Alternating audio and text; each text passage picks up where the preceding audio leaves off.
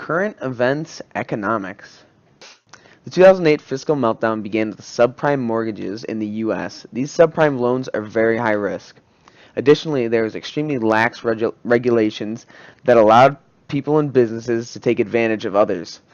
Many people wanted to buy houses due to high mortgage approval rates. This caused house prices to shoot up, eventually leading to a banking crisis with the fall of the investment bank Lehman Brothers.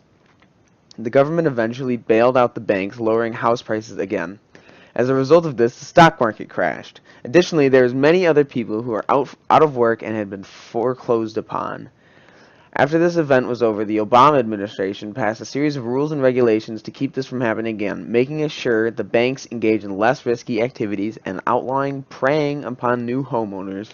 The fiscal cliff is a combination of 4 tax increases and 2 spending cuts. They were scheduled to take place on January 1st, 2013, as the 4 tax increases would have occurred with the expiration of the Bush tax cuts, the 2% payroll tax holiday enacted by the 2010 Obama tax cuts, and the alternative minimum tax patch, the fourth being the enactment of Obamacare taxes.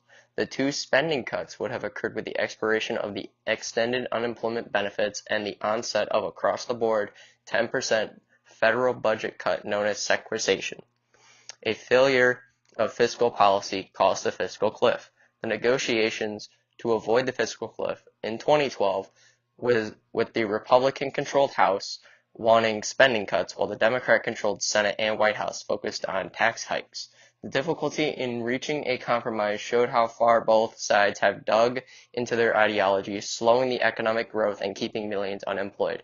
Congress did not find a solution as the Republicans pledged an agreement to not vote for tax increases, but they would find it easier to vote for tax decrease after Bush tax cuts expired. This affected the economy as the tax hikes would have removed $607 billion from the economy in the first 9 months. The tax increases would reduce consumer spending by that amount, causing a 1.3% contraction in the economy for the first half being a recession. In the second half, the economy would recover as the growth would be anemic.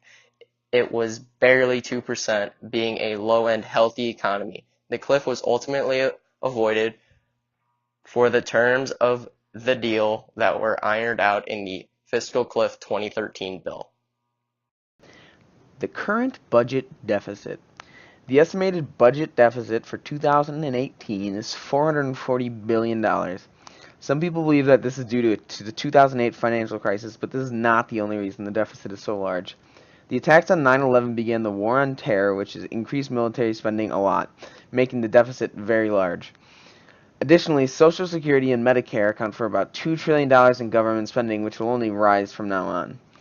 They could change this, but it would require a majority vote in both the houses. Finally, the recession reduced federal revenue taxes because people were not buying many things during this time. The reason that the government continues to spend money on things instead of dealing with the deficit is because spending money increases economic growth.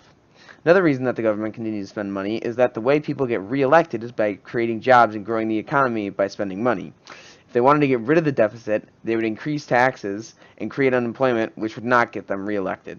Good news is that the debt has reduced from $700 billion in 2017 to an estimated $440 billion.